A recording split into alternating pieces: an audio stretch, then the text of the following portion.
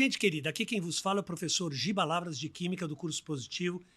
E hoje eu e o meu personagem, o Anta, nós estamos muito honrados com a presença do querido e espetacular professor Renato, um dos fundadores do curso Positivo. Então eu gostaria de aproveitar esse tempo ao máximo, sabe? Para que o Renato pudesse explanar tanto da sua vida, Renato, quanto particular também, da história, porque é um marco aqui em Curitiba o Positivo, né? Perfeito. E o senhor também, vou chamar de senhor ou não, Renato? Pode... Não, de então você. você, então, Isso. tá. Então, a primeira pergunta que eu faria, qual é a sua história? Bom, Falando um pouco da infância, de tudo isso. veja, eu sou pontagrossense, nasci em Ponta Grossa. Quando eu nasci, na realidade, a minha mãe, grávida, ela já morava no estado de São Paulo, certo? Porque o meu pai, ela quando casou com meu pai era funcionário público Sei. estadual no estado de São Paulo. Interior de São Paulo? E moravam no interior de São Paulo, numa pequena cidade perto de São José do Rio Preto, chamada Nova Granada, certo? Que é uma cidade, até hoje é uma cidadezinha pequena, certo? Aí o que aconteceu foi o seguinte, a minha mãe era a mais velha de 5 irmãos. E acontece o seguinte, a minha mãe, quando ela tinha 12 anos, e ela mais velha de 5 irmãos, a mais nova das irmãs tinha 2 anos, ela perdeu a mãe. Puxa A mãe vida. foi fazer uma cirurgia e provavelmente na cirurgia não se tinha conhecimento de medicina nessa época, isso foi em 1931, certo? E ela perdeu a mãe. E ela com 12 anos, ela se viu forçada praticamente a ajudar a cuidar dos irmãos pequenos. Certo? Trabalho bem árduo, hein? É difícil. Tinha a minha avó, certo? Também que ajudava, certo? Então, o que aconteceu foi o seguinte, minha mãe estava grávida, quando ela já morava com meu pai, já lá no estado de São Paulo, quando foi para mim nascer, ela veio para Ponta Grossa, porque naquele tempo o nascimento das crianças era feito sempre com parteira. Parteira, minha mãe fala. Parteira, não era no hospital. Então, com isso, ela veio e fez o parto em casa. Eu nasci numa casa, certo? Que era a casa da minha avó, em Ponta Grossa. E daí eu fiquei lá durante 20 dias. Só 20 dias? 20 dias. Daí, de lá, eu fui para o estado de São Paulo já, um neném, assim, com essa idade, e passei em Itatiba, onde um dos irmãos do meu avô, que foi meu padrinho de batismo, ele me batizou, certo? E imediatamente depois desse batismo eu já fui morar em Barretos. Itatiba é perto de Campinas? Isso, Itatiba é perto de onde Campinas. o Lica nasceu também? Isso, da terra do Olha Lica. só, o professor Lica que deu entrevista, que ele era, falou aí, tô lembrando. Só para você ter uma ideia da ligação, esse tio meu, que era meu padrinho, aliás, que era tio, né? Mas que foi meu padrinho de batismo, ele era para ser o padrinho do Lica. Olha só. Ele só não foi porque faleceu antes de fazer o batizado, antes de fazer assim o compadre, né? Acertar o compadre, porque ele já o meu tio lá, ele tinha alguns problemas de saúde, acabou falecendo, não deu certo. E aí você foi para Barretos? Voltando, de Itatiba eu fui para Barretos porque meu pai, logo que eu nasci, ele foi transferido de Nova Granada para Barretos. Era comum isso, essas transferências, Era comum, essas né? transferências eram comuns. Então, a minha infância inteira, eu vivi em Barretos, certo? Ou seja, meu pai, quando ele foi morar em Barretos, ele foi morar num quarto de pensão. As condições financeiras dele eram condições de um funcionário público, digamos, modesto, não tinha muita condição, certo? Mas ele foi morar lá e nós ficamos morando nessa pensão durante 4 anos. Poxa.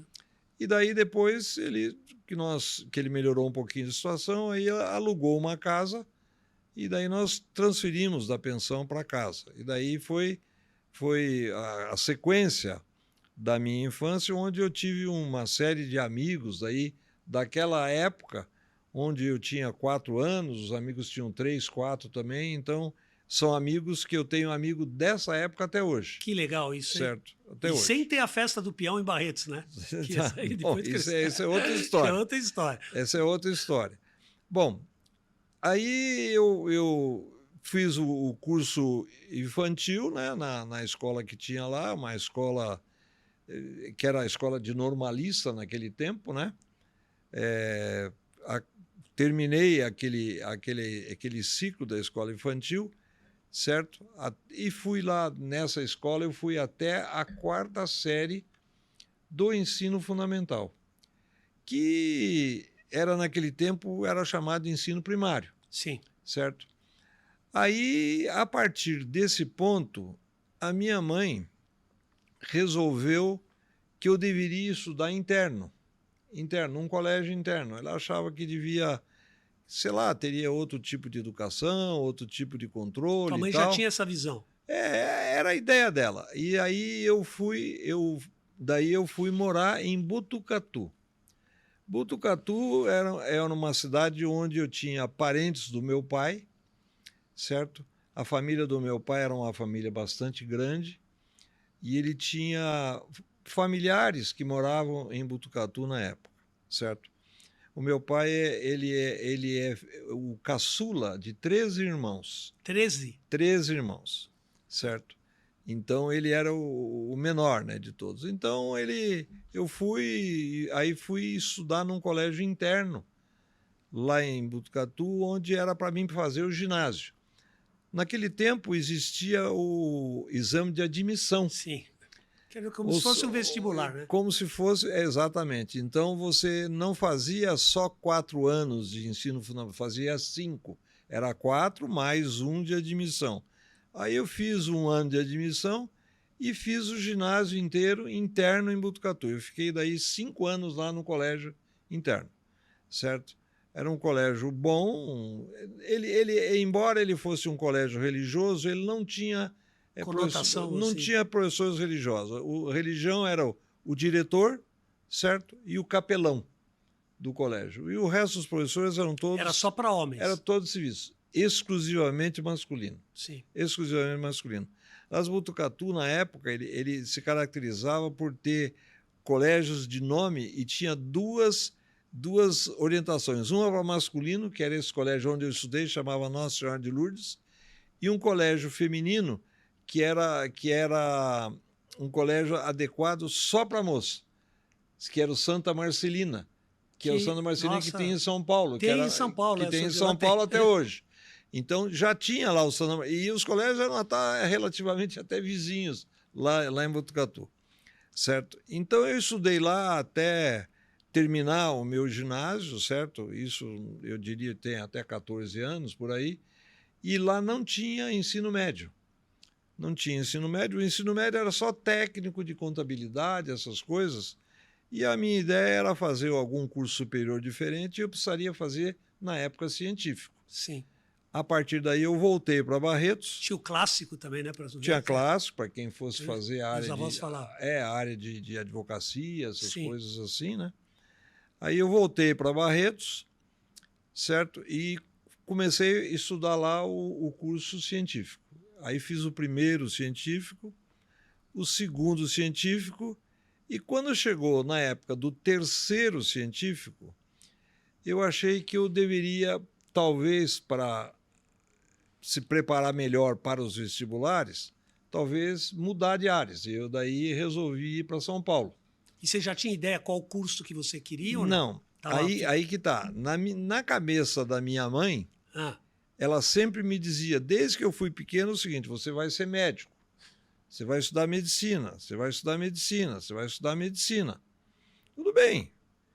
E eu não tinha muita consciência se iria estudar medicina ou não, eu pouco entendia, pouco sabia o que era. E daí o que aconteceu com esses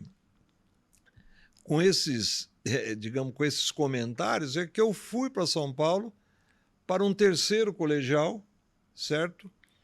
onde eu fui estudar no Colégio Arquidiocesano de São Que é um Paulo, ótimo colégio. que é um colégio que Valoriza era um o colégio de esporte nome. também, né? Arrumei um pensionato que era do lado do colégio, certo? E fui morar lá. E nessa época que eu fui morar lá, no colégio, eu simultaneamente ao colégio, que eu fazia de manhã, eu fui fazer cursinho à tarde. E eu acabei me matriculando num cursinho preparatório para medicina, certo? E era perto? Era perto? Não, era o cursinho de medicina na Liberdade. Tinha que pegar bonde. Tinha que pegar bonde. Naquele tempo era bonde. Era bonde, que ia exatamente da Liberdade até lá na Vila Mariana, onde era o Arquidiocesano. Então, aconteceu um processo interessante. Quando eu tive os meus professores de científico, eu tive uma relativa afinidade com um professor que era professor de química. Ah, é? Certo? Esse professor era um professor chamado Lauro Kifuri. O Kifuri sempre teve... Nós fizemos assim como se fosse uma amizade boa, eu como aluno, ele como professor, ele já tinha uma certa idade, seus 50 anos, por aí.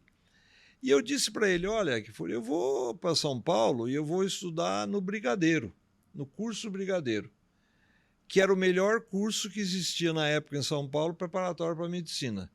Ele falou, tem uma coisa, lá no Brigadeiro tem um rapaz que é aqui de Bebedouro, da onde eu sou, que é meu parente, e ele se chama Vitor Neme. Meu Deus, esse Vitor Neme. Estupendo professor, né? Aí ele falou, então você vai fazer o seguinte, quando você for fazer o cursinho lá, você leva essa carta de apresentação que eu vou fazer de você para o professor Neme. Direto, assim? Direto. Falou, você vai lá e faz. Aí eu fui lá, matriculei no curso e na primeira aula que eu tive com o professor Neme, eu fui lá, apresentei e falei, olha, eu sou originário lá de Barretos, onde o professor Lauro Kifuri dava aula, ele viajava de Bebedouro para Barretos para dar aula. Barretos não tinha professor de química na época, era só ele. Aí ele falou, tudo bem e tal. E daí, o que é? Não, eu vou fazer medicina, pretendo fazer medicina e tal. E medicina naquele tempo, em São Paulo, tinha Sorocaba, que era a Faculdade de Medicina, Paulista, Escola Paulista de Medicina e Pinheiros, Hospital de Clínicas Pinheiros. Acabou. Não tinha mais nada. Não tinha mais nada de faculdade de medicina em São Paulo. Eram 3 faculdades nesse tempo.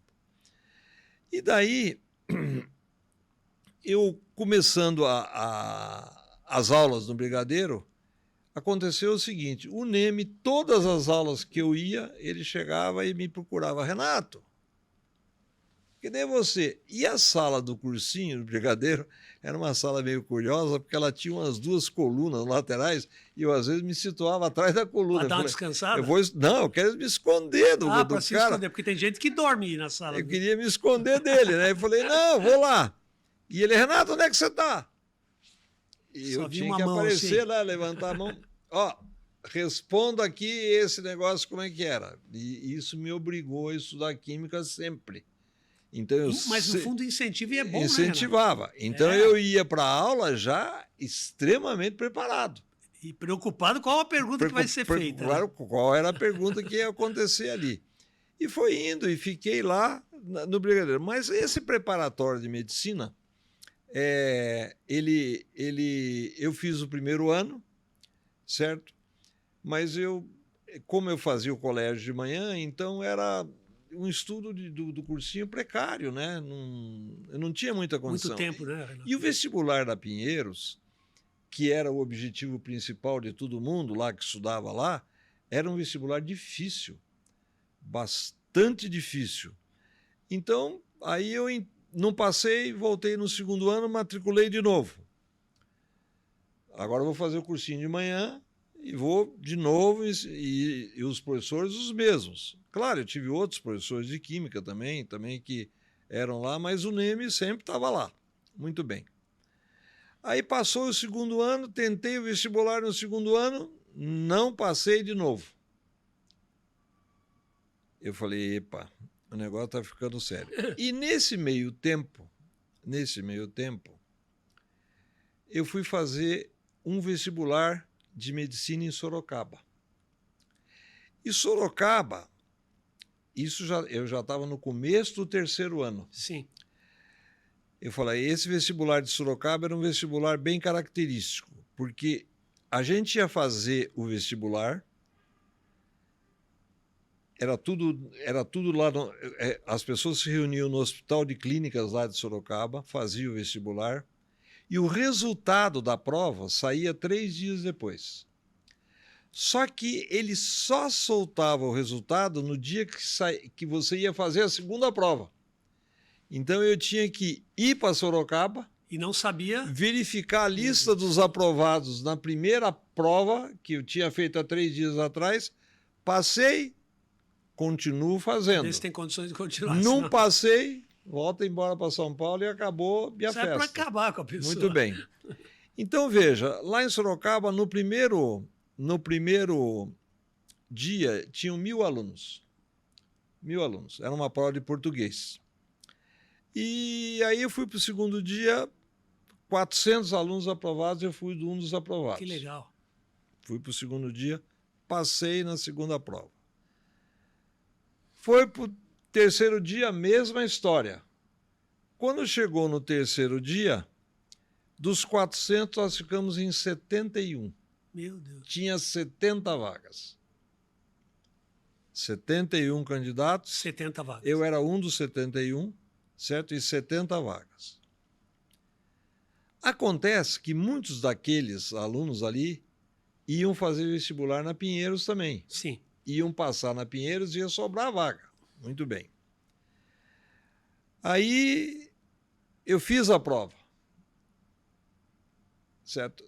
Aliás, desculpe, não eram 71. Houve um erro. Eram os 79 aprovados. Eu era um dos 79. Dos 79, 8 foram reprovados. Eu fui um dos 8 reprovados. Poxa vida. 71 passaram. Só que dos 71 que passaram, só uma parte que entrou. Que entrou. Porque a outra parte tinha entrado na Pinheiros, então sobrou bastante vaga.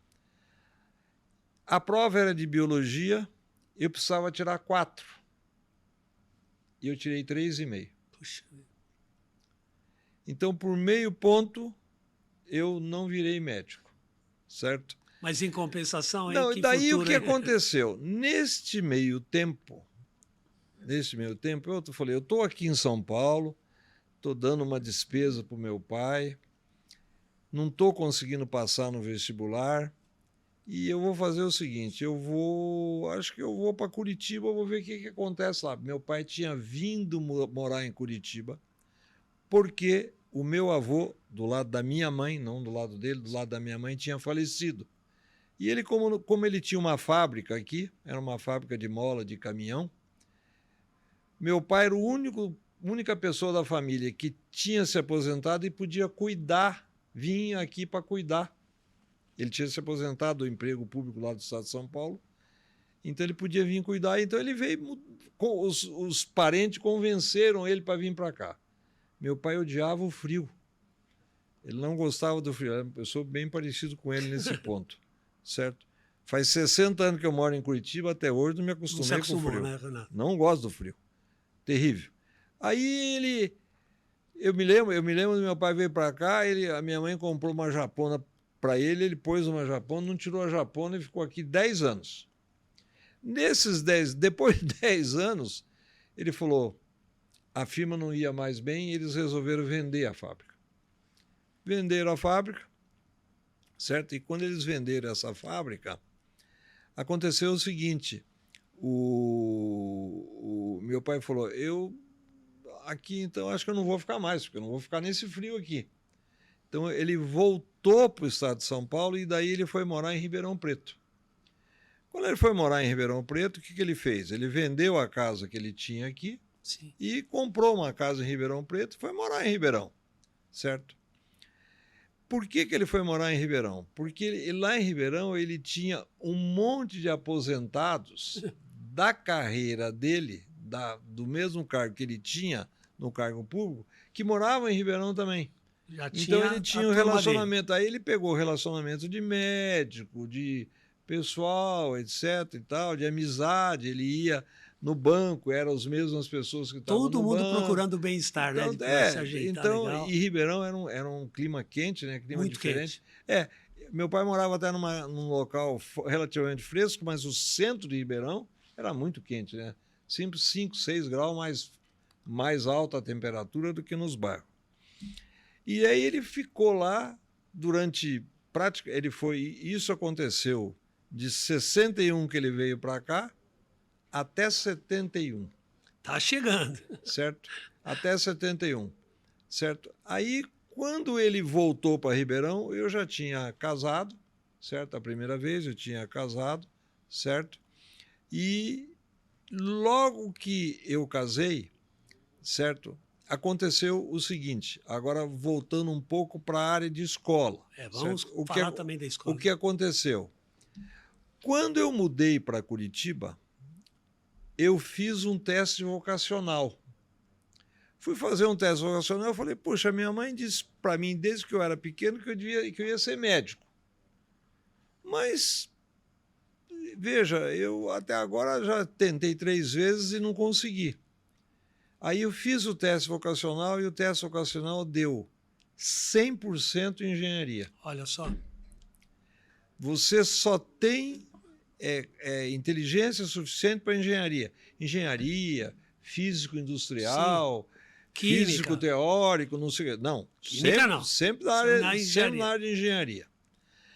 Aí eu matriculei num cursinho de engenharia. Isso em abril, já era abril do ano. Qual era o curso? Porque eu fiquei em Sorocaba, aí eu fui para um cursinho que era chamado Pedro II. Chamava Pedro II. É um cursinho que ficou alguns anos, depois desapareceu lá. Tinha um rapaz que cuidava do curso. Eu cheguei lá e falei, eu quero fazer matrícula, eu fiz cursinho em São Paulo e eu queria fazer matrícula. Muito bem. E quanto custa? Custa tanto. Aí eu paguei a primeira mensalidade. Meu pai pagou a primeira mensalidade para mim lá, era barato, era um curso barato, não era caro.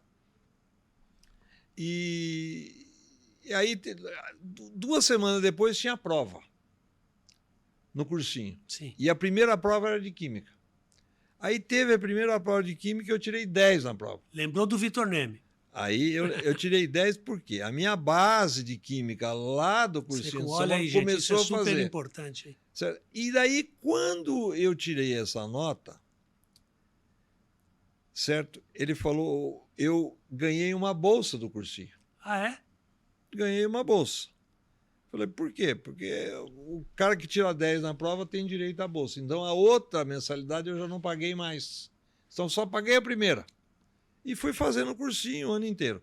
Aí, olhando as engenharias que tinha, eu falei, tinha engenharia civil, tinha engenharia mecânica e tal, engenharia aqui. Eu falei, eu acho que eu vou fazer engenharia química, porque pelo menos tem alguma coisa de química e eu já estou adaptado com química. Estou bem no pedaço. Eu estou no pedaço. Aí eu fiz o vestibular de engenharia química, passei no primeiro vestibular, certo? É uma coisa curiosa, aliás, curiosa para esse ano, inclusive, que acontece que o resultado saiu exatamente no dia 29 de fevereiro, do resultado do vestibular daquele ano. É certo? Mesmo? Era o ano bissexto, mesma coisa. Mesma coisa desse ano, agora de 2024, sim. Que é o ano bissexto. Né? Então, aí saiu o resultado e tudo bem. Quando saiu o resultado do vestibular, eu passei, etc., aí virei calouro, e aí, naquele tempo o esquema aqui era muito interessante, o esquema dos calouros, que era o seguinte, o calouro que passava tinha que raspar a cabeça. Eles raspavam a cabeça de todo mundo, davam um trote, o trote era bem... Pesado? Não, trote leve. Simples. São Paulo era pesado. Hein? Não, o trote era simples, mas raspava o cabelo de todo mundo, pintavam o rosto, não sei o quê, muito bem. O que aconteceu daí? Todo mundo tinha que usar o boné. O boné era, cada curso que você tinha passado, você usava um tipo de boné. Sim. E usava esse boné até o dia 13 de maio. 13 de maio era o dia da libertação dos escravos. Aí podia Então estar libertava, aí tirava o boné, não precisava mais usar o boné. Então o calor daí já estava liberado. Ele já era Não era mais o bicho. Ele já não era o bicho, ele já Você era falava do bicho. veterano da faculdade já, veterano. no caso. Muito bem. E daí eu fui no cursinho, eu falei, logo daí eu fui no cursinho lá e falei para o coordenador, olha, acontece o seguinte, eu vim buscar um recibo daquele pagamento que meu pai fez aí para o imposto de renda, certo? Aí ele chegou para mim e falou, Renato, você não quer dar aula? Você lembra que ano foi isso? Isso foi 64. 64? 64. Aí o que aconteceu? Ele falou, você quer dar aula? Ele falou, dou. Por que eu falei para ele que daria aula? Na casa que meu pai comprou aqui, tinha uma sala que tinha uma lousa. E eu peguei alguns alunos do cursinho, que faziam cursinho comigo, também preparando para engenharia. Eu falei para eles, vocês querem aprender um pouco de química? Vão lá em casa que eu vou ensinar vocês. Ok, puxa vida. Então, alguns desses colegas vieram estudar comigo e era uma turminha de 4, 5, eles iam para casa e eu dava aula para eles. E, Renato, quanto mais aula a gente dá, mesmo quando ainda é estudante, mais a gente aprende, né? Aprende mais, Porque claro. você vai vendo qual é a dúvida que a pessoa tem. Puxa vida, se melhora assim, é absurdamente. Porque tem um detalhe que também as pessoas têm que conhecer, que hoje existe material didático. Sim. Naquele tempo não tinha material didático. O professor dava aula e o aluno copiava a matéria. Ele dava aula no quadro e o aluno copiava. Perdi um tempo, hein? Perdi um tempo, mas era assim. E daí, como ele me convidou para dar aula, eu falei, não, eu já tenho experiência um pouco de aula, eu dou aula para uns colegas lá, posso dar. Aí eu entrei para dar aula. E já fui dando aula e entrei dando aula careca. Calouro, careca. E comecei a dar aula inteira. E de gravata, e de terno e gravata. É mesmo? Era uma coisa gozada, as pessoas usavam isso, né? Verdade. Naquele tempo, certo? E daí, aí eu comecei lá e fiquei lá 2 anos. E já começou a ter certeza que era o lado que você queria da tua vida. Aí não, eu fui fazendo, estava dando aula, era pouca aula, né? O cursinho era pequeno, tinha lá aula no sábado, eu não tinha muita aula na faculdade, nós montamos um horário na faculdade. A turma nossa, a faculdade foi muito boa, porque os caras fizeram um relacionamento bom e nós fomos ajeitando toda a estrutura de aula para favorecer todo mundo. Que pudesse ter uma que coisa à parte. Podia então, ajudar, né? juntava as aulas, a aula era separada, tinha aula à tarde, à noite, não, vamos juntar de manhã, vamos... Ou seja, ajeitamos tudo. Com isso ficou muito bom, porque daí os horários ficavam livres para as pessoas trabalharem, fazer outras coisas e tal. Então, aí eu fiquei lá dando aula nesse cursinho 2 anos, no Pedro II. Quando chegou no fim do 2º ano, existia em Curitiba 2 cursinhos maiores, certo?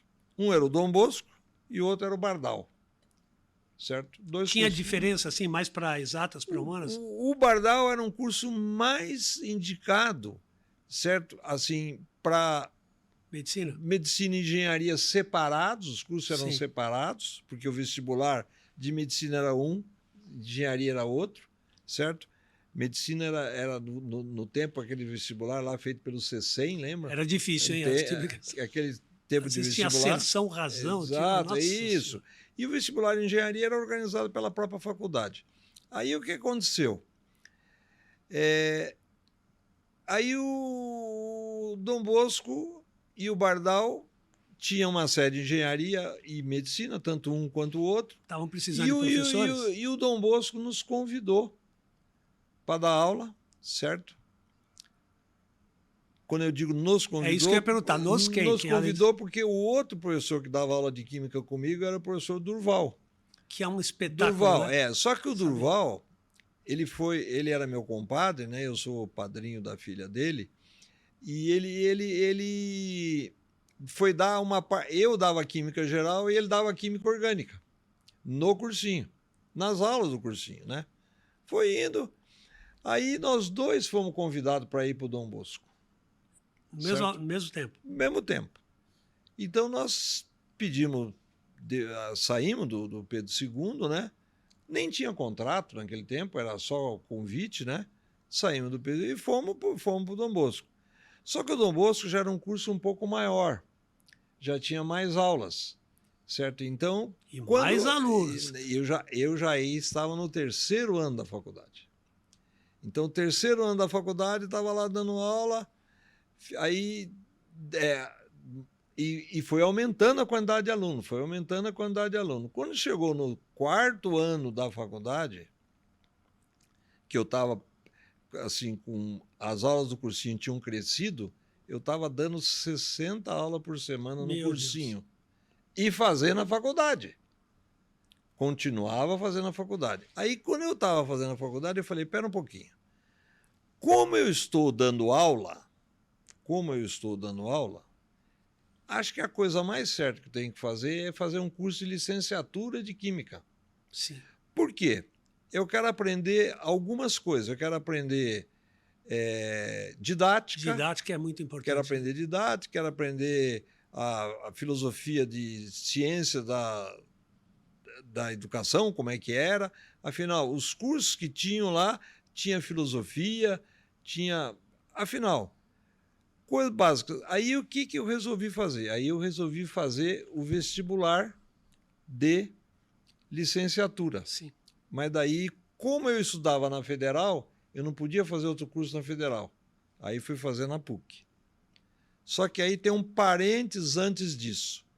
2 anos antes disso, ou seja, quando eu estava lá ainda no segundo para o terceiro ano na faculdade, eu fui convidado pela PUC para dar aula na faculdade. Eu era aluno. Eu fui convidado para dar aula na PUC. Quando eu fui convidado para dar aula na PUC, eu dava aula para o curso de Química. Então, fui dar aula para o curso de Química. Dei aula 1 ano, dei aula no segundo ano, aí quando chegou no terceiro ano, eu entrei. Aí eu entrei como calouro de Química. Aí o secretário da escola me chamou e disse assim, como é que tá? Renato, vai acontecer um problema meio complicado. Você vai ser professor de você mesmo. Olha só. Alguma coisa não está certa, você vai ter que pedir demissão. Falei, não tem problema, eu peço demissão. Pedi demissão porque eu já ia fazer o curso mesmo da Católica, né? Então eu falei, eu peço demissão de professor, não tem problema. Pedi demissão, mas eu já tinha aquela experiência de Católica de 2 anos, né? Aí entrei na Católica e fiz, além daquele 5º ano de Engenharia Química, junto com o primeiro de licenciatura, mais 3 anos de licenciatura ainda. Mas sempre esses 3 anos de licenciatura dando aula no cursinho bastante, certo? Dando aula no cursinho. Neste tempo que eu estava no Dom Bosco lá, que eu fiquei no Dom Bosco 5 anos dando aula lá, apareceu um convite do Bardal para dar aula no Bardal. Por que isso? O Bardal falou, olha, eu quero valorizar vocês não estão recebendo bem, eu quero pagar vocês um pouco melhor, vou dar um salário um pouco melhor. A gente tinha uma dificuldade no Dom Bosco séria, que era a seguinte, a gente só recebia por aula dada. Então, não tinha nada Não, chegava, por exemplo, janeiro e fevereiro, não tinha aula, você não recebia um centavo. Aí o professor, o diretor do cursinho de medicina, dizia assim, acho que daqui 2 semanas vamos dar uma semana de férias. Não recebia também? Não recebia nada. Ou seja, era uma coisa decidida meio, parece que na base do interesse do diretor e não no interesse do estudo, da qualidade, para terminar o material, etc, etc. Então, aí o Bardal ofereceu um contrato conosco que nós íamos receber mensalmente para dar aula, independente se fosse férias, se não fosse, etc, etc. Tudo Já bem. melhorou, né? Já melhorou. E daí nós fomos para o Bardal. Quando nós fomos para o Bardal, nós fomos em vários professores para o Bardal, do Dom Bosco. Foram vários, do Dom Bosco Medicina. E entre esses professores, dentre esses professores, nós começamos a se reunir e nós chegamos à seguinte conclusão. Nós estávamos lá no Dom Bosco e nós tínhamos algumas coisas que faltava a desejar, né? Pagamento e tal. Tava faltando. O Bardal era bem desorganizado administrativamente. Então nós falamos, nós vamos ficar aqui, nós vamos ser sucumbidos por essa desorganização. Então, já que nós vamos estar nessa situação, vamos organizar um cursinho nosso. Olha aí que surgiu Aí surgiu a ideia. Mas isso era o começo do primeiro ano que nós estávamos no Bardal. E nós tínhamos um contrato por 2 anos. Tínhamos feito um contrato por 2 anos. Certo? Era o quê? Por que esse contrato? 71 para 72. Isso é legal, pessoal. 71 para 72. Né? Isso era 71 ano e isso foi até 72. E o começo de 71, o Bardal ofereceu a seguinte vantagem para nós.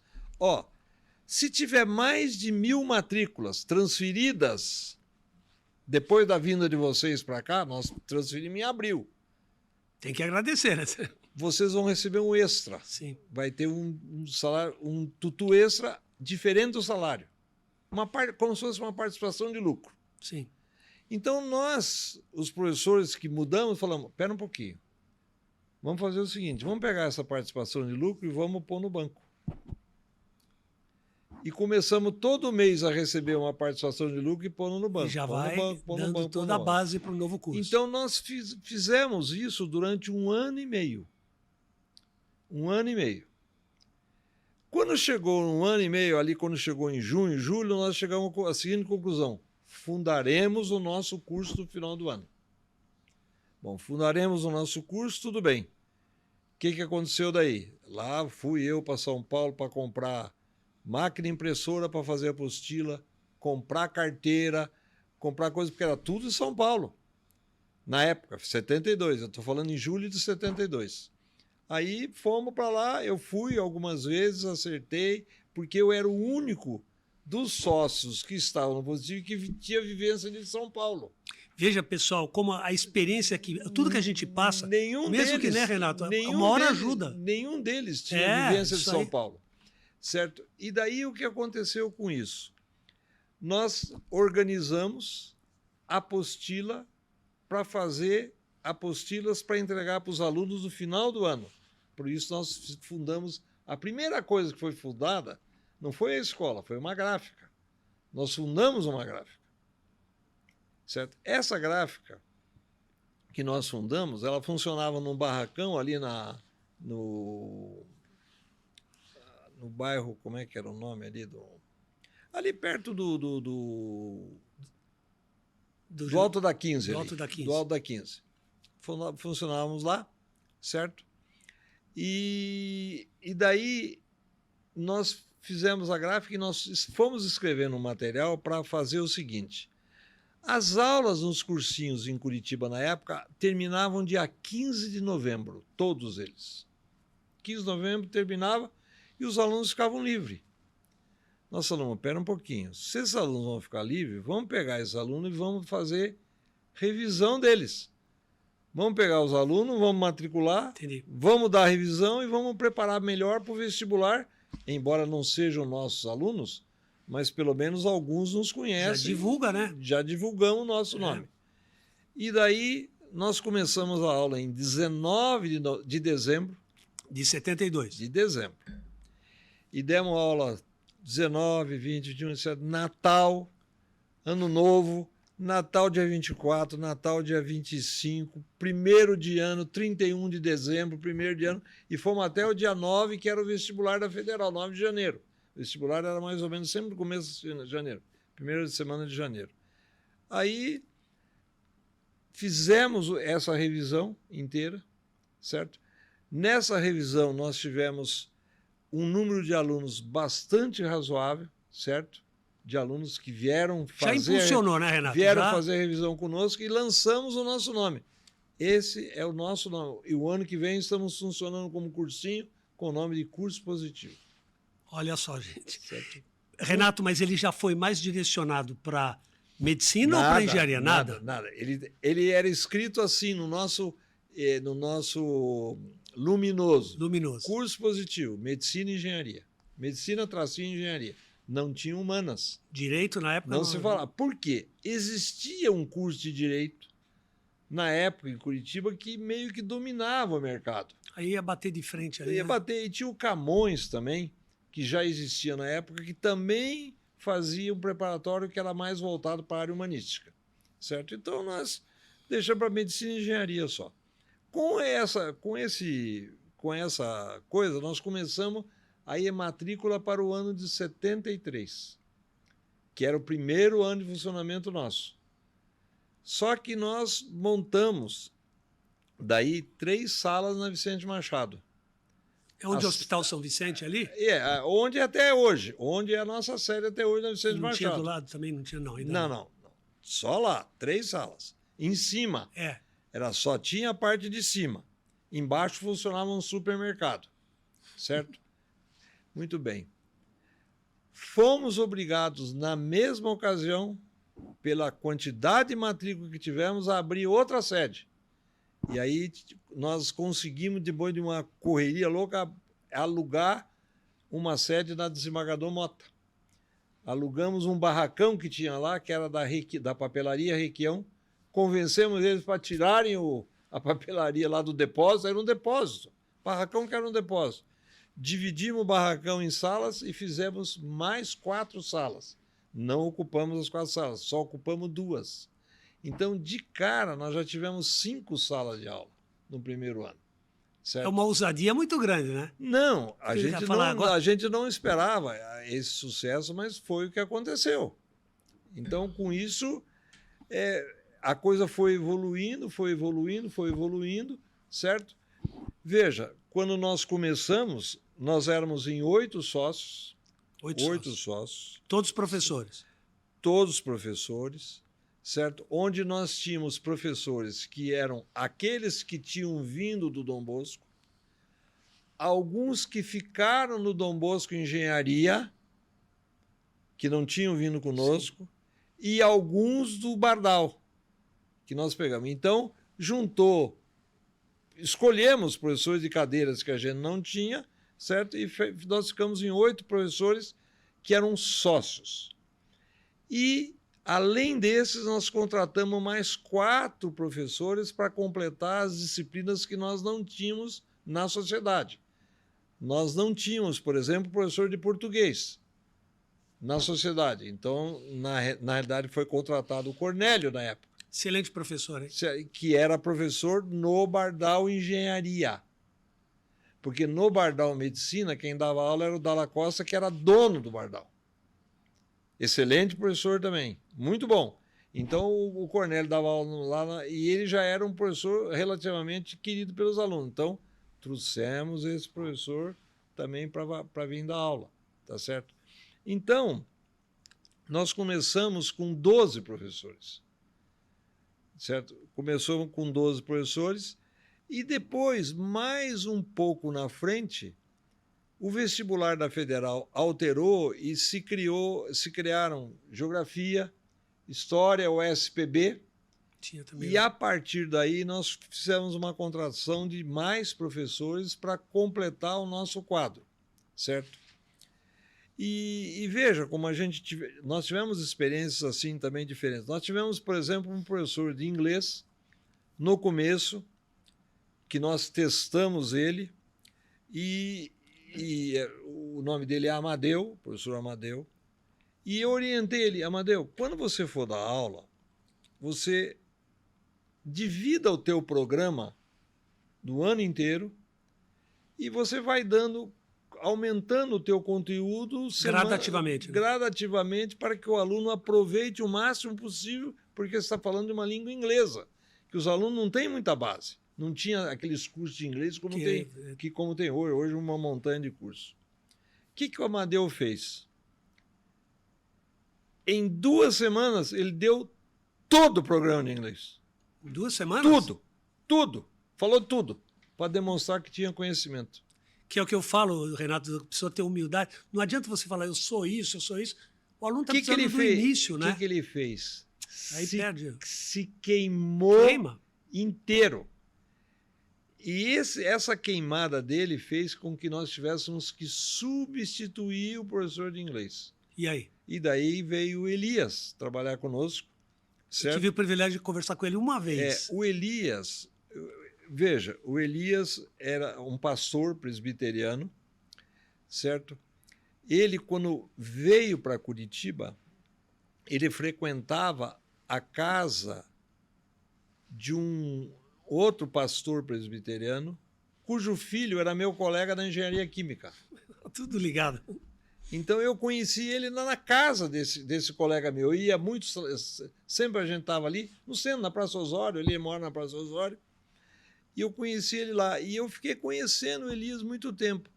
E nós tínhamos uma parceria grande, porque eu, quando a época de científico, eu fui atleta de basquete. Sim. E o Elias jogou no Clube dos Bagres de Franca. Ah, lá em Franca? Lá em Franca. Depois do Hélio Rubens. Era o tempo do Hélio Rubens, do Anjinho, Patão, aquela turma grande do Fausto. Fausto, é essa turma. Então, eu, inclusive, joguei contra o Elias num jogo, mas nós não conhecíamos. Depois nós recordamos onde nós participamos e vimos que nós somos adversário. Num jogo em Jaboticabal, nos Jogos Abertos da Primavera. Certo? Na época lá, mas na época eu tinha 16 para 17 anos, certo? E ele já era um pouquinho mais velho que eu, pouquinha coisa de diferença. Mas daí eu tive amizade com o Elias, fizemos uma amizade grande, certo? Tanto que depois ele era solteiro na época. Aí ele falou, fiquei noivo, vou casar, foi casar em Campinas, eu fui no casamento dele, certo? Então ele foi candidato, né? Aí o Elias virou meu colega particular, né? Muito tempo. E quando eu fiquei sabendo, quando ele estava como pastor, ele foi para os Estados Unidos fazer um mestrado lá. Sim. Em religião, certo? Aí ele fez o mestrado e quando ele voltou, quando eu fiquei sabendo que ele tinha voltado, foi daí que eu chamei ele. Certo? Eu falei, fiquei sabendo que o Elias voltou. Opa, eu vou ele conversar retornou. com ele. Aí que nós colocamos ele para dar aula. E ele ficou lá anos, né? Certo?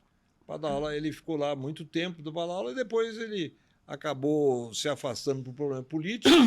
Ele foi secretário do Requião. Foi secretário de Estado da Educação, certo? E depois ele foi candidato a deputado federal e ganhou a eleição e foi eleito deputado federal, certo? Eu fui na posse dele em Brasília. Legal. Também. Ou seja, ele era amigo, pessoal. Ô, Renato, posso só falar uma coisinha? Certo. Eu tenho uma gratidão enorme por você, mas muito grande mesmo, porque você foi me buscar em São Paulo. Certo. Foi lá, eu vim para cá em 95, mas em 94 você já me mostrou toda a estrutura do Positivo.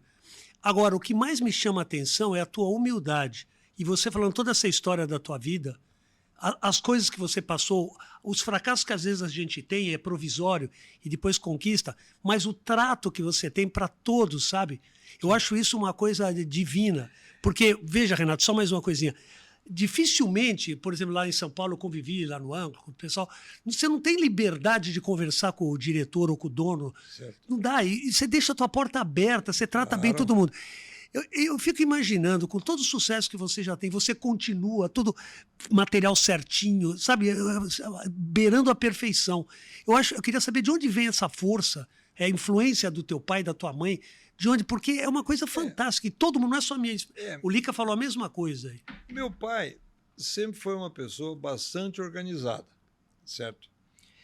E minha mãe, eu diria o seguinte, ela foi a pessoa mais econômica do mundo, que eu já conheci até hoje.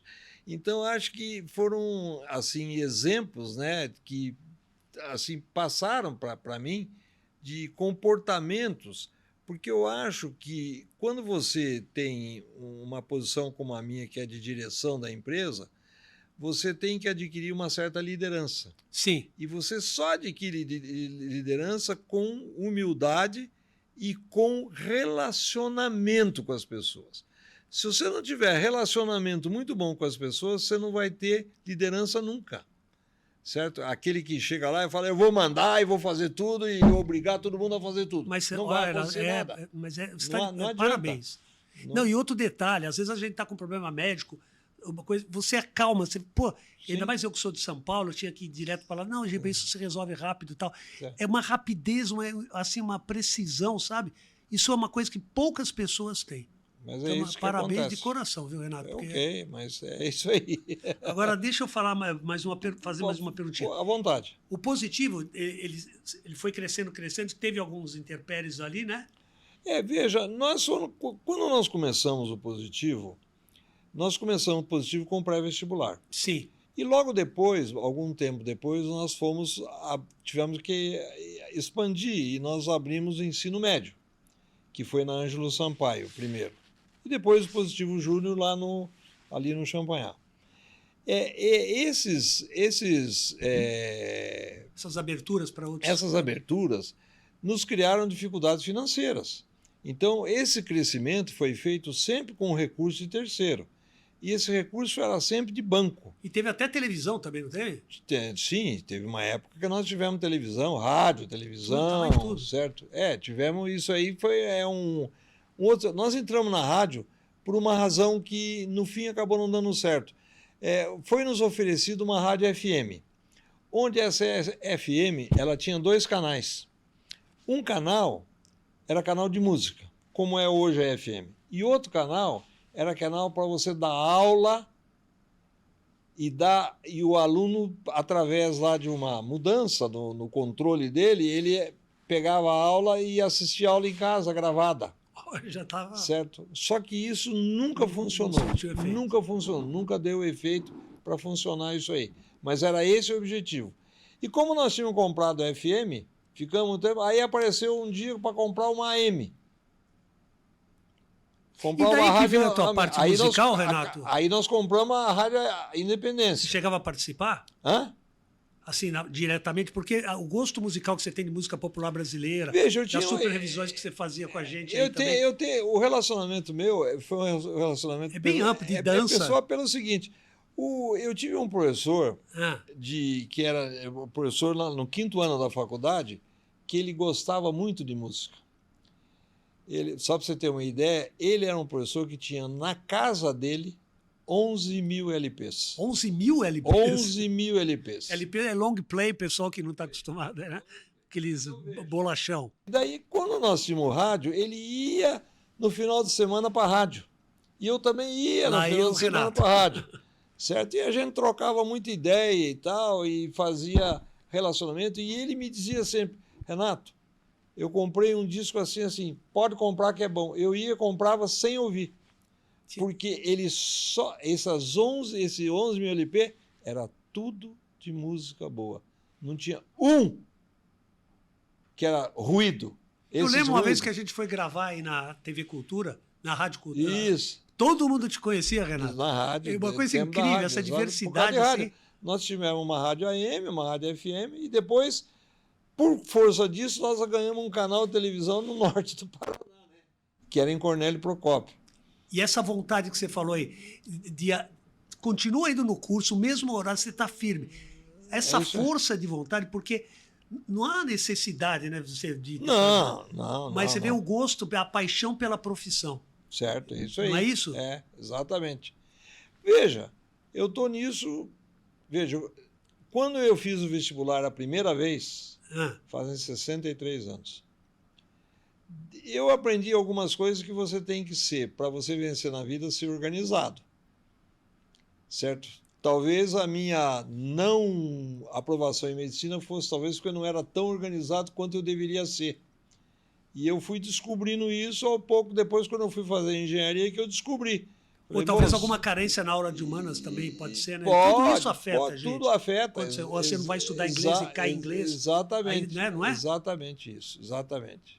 E essa parte aí que você falou toda a parte cultural porque a pessoa sempre quer saber ao P, vender, não vender. Essas coisas é uma curiosidade, todo mundo me pergunta. Eu não sei tudo isso aí. Veja bem, Giba, hoje em dia, veja, nós acabamos com a nossa evolução do nosso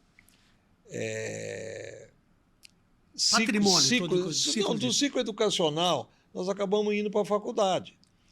O nosso sonho sempre foi ter uma faculdade de medicina. Nós acabamos tendo uma faculdade Sim, de medicina. e Demoramos 9 anos para conseguir uma faculdade de medicina, mas já temos várias turmas formadas, certo? Então a gente tem orgulho disso, certo? E tem que Porque ter mesmo. a gente começou preparando aluno para medicina e um dia nós queremos ter a faculdade nossa e tivemos. Acontece que vieram as multinacionais. E essas multinacionais vieram com muito dinheiro e comprando tudo quanto é faculdade, em tudo quanto é lugar. E sempre tentando fazer uma pressão em relação a preço, certo? Na hora que você cobra, digamos, X, e a faculdade que vem de fora quer te cobrar X sobre 2, você começa a ter dificuldade financeira. E são grupos econômicos fortíssimos, certo? Esses grupos econômicos fortíssimos nos forçaram com o tempo a sair desse mercado. Tanto que nós acabamos ficando só com o ensino básico, certo? Ou seja, com o ensino fundamental e médio até pré-vestibular, porque a gente não pode competir com pessoas que vêm com muito capital, demais. A gente não tem condições de fazer isso, certo? Então é complicado você competir com gente que tem muito recurso, né? Então a gente tem bem diversificado, tem né? a gente tem que ter uma limitação de recursos para isso, né? E, Renato, mais uma coisa. Essa força, que nem agora, por exemplo, teve a pandemia, né? Tempo Sim. atrás, a gente superou, todo mundo lá batalhando. O Alceu teve um trabalho fantástico também junto com você, todo mundo ali. E agora eu vejo, quer dizer, tá ampliando. E eu fico pasmo disso, mas e com muito orgulho de estar nesse grupo, porque é impressionante. Você vai para Ponta Grossa, abre outra ali, outra escola ali e tal. O que você imagina, o que você deseja para esse país, para melhorar essa parte educacional que é tão carente, né? Eu acho o seguinte, Giba, nós temos um problema, eu acho que é um problema, eu diria mais ou menos sério no Brasil, que é o seguinte. Das escolas, vamos falar de ensino médio, Ensino médio. que a gente Tá está tanto tempo aí, né? envolvido mais nisso aí.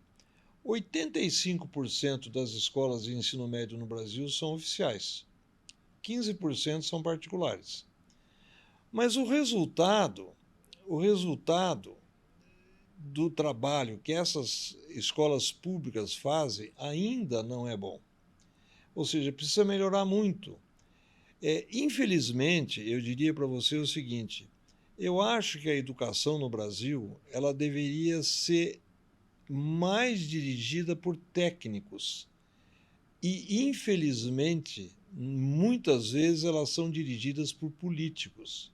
E eu acho que isso prejudica muito uma melhora de conhecimento por parte dos alunos, certo? A hora que se propõe, por exemplo, então a gente tem ouvido falar muito na mídia de uma proposta de mudança do Enem. Querem mudar o Enem, mas quando eles querem mudar o Enem, eles colocam coisas no Enem que o aluno da escola pública nunca tem acesso. Você imagina o seguinte... E nunca tive também quando ele vai fazer a prova, né? Você veja bem, na Federal, por exemplo, do Paraná, vamos falar dos alunos da escola pública, tem livros de literatura, vários livros de literatura, lá vários livros de sociologia, vários livros de filosofia. Qual o aluno de escola pública que tem acesso a isso? É difícil, né? Difícil. Então, a hora que a universidade, que os agentes começam a colocar mais coisa, eles estão dificultando muito a entrada do aluno da escola pública. E nós precisamos melhorar. E precisa ter uma discussão em relação a isso, né, Renato, no Brasil? Precisa, mas infelizmente... Poxa... infelizmente, é aquilo que eu digo.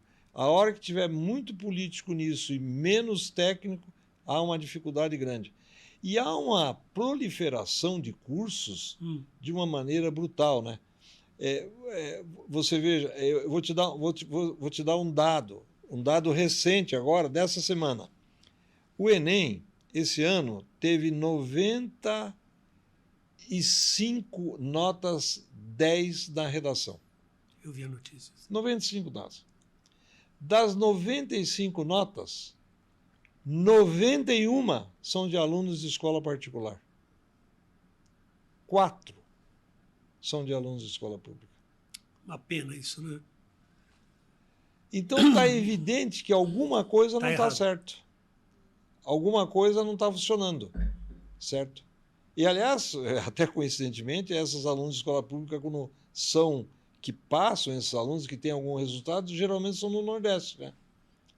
Certo? Ceará, ou Piauí, sei lá, acontece, até a gente não entende muito como, mas é o que acontece. Mas eu acho, Renato, a gente não pode perder a esperança, sabe? Não, tem que sempre não. batalhar, porque você fez isso a tua vida inteira, de melhorar, dar mais qualidade, a apostila super sofisticada, mas... Certo. E a gente vai abrindo esse leque, né? Certo. A gente tem que fazer isso. Eu vou te contar só um episódio. Pode contar, Renato. Vou te contar um episódio que aconteceu de 2 para 3 anos que nós tínhamos fundado o Positivo. O secretário de Educação da época era o professor Borsari Neto. Sim. Era um professor que foi professor da Federal também. Era uma pessoa boníssima e ótimo. Nós chegamos para o professor Borsari e falamos: professor Borsari, nós vamos fazer uma proposta para o senhor. Nós queremos administrar o estado inteiro, ensino médio. Nós vamos dar o conteúdo que o Positivo dá nas suas escolas, em todas as escolas públicas. O mesmo conteúdo, o mesmo material didático. E nós vamos gastar no estado 1/4 do que o estado gasta hoje. E aí? Os sindicatos dos professores não concordaram. Não concordaram, né? Eu ia melhorar, que o Estado ia ser excepcionalmente bom. E eu não consegui fazer. Não é eu, o grupo, né? Sim. Que iria fazer. Ou seja, nós queríamos dar apostila boa, material bom, preparo bom, preparar os professores, treinar os professores, ensinar os professores a matéria, que às vezes o professor não tem conteúdo para isso, certo? Então, agora veja, o governo propõe uma reforma como ele propôs no Enem, onde ele coloca um professor que vai dar física, química e biologia, o mesmo professor. Isso é uma aberração. É uma aberração total. Não pode acontecer isso. Não pode. Nós não temos técnico formado nisso. Giba, outro problema. Antigamente tinha a professora normalista. Ela aprendia matemática, português e dava aula. Hoje forma pedagogo. O pedagogo formado vai dar aula no primeiro ano primário. Sabe o que ele sabe de matemática? O quê? Nada. Sabe o que ele sabe de português? Nada. E vai dar aula para o aluno do primeiro ano de matemática e português. Precisava ter um preparo. E acabou a escola normalista que tinha antes. Por que acabou? Renato, mas não vamos perder. Não vamos perder a esperança. Eu queria, Renato, eu quero terminar, eu até já falei isso em outro podcast, mas do José Reis, que era um grande amigo da minha mãe, foi o maior divulgador científico, recebeu o prêmio Kalinga, porque isso é o que a gente precisa para melhorar esse país e o que o Positivo tenta fazer sempre. Certo. Ele falava o seguinte: só de um amplo trabalho comum, em que se entrecruzem conhecimentos, métodos e experiências, é que colheremos frutos que deem não apenas o sabor da polpa, mas também e principalmente a promessa de sementes e raízes para um futuro melhor. Futuro que o Brasil merece ter, mas tem que estar calcado, Renato, como você falou, tua vida mostrou isso, na educação. Exatamente. Então, olha, muito obrigado aí, Renato. Feito. Um abraço. Um abraço. Todo esse apoio que você deu de aula aí do Positivo também. Tá bom. Pra gente, tá bom? Sempre às ordens. Tchau, pessoal. Um abraço.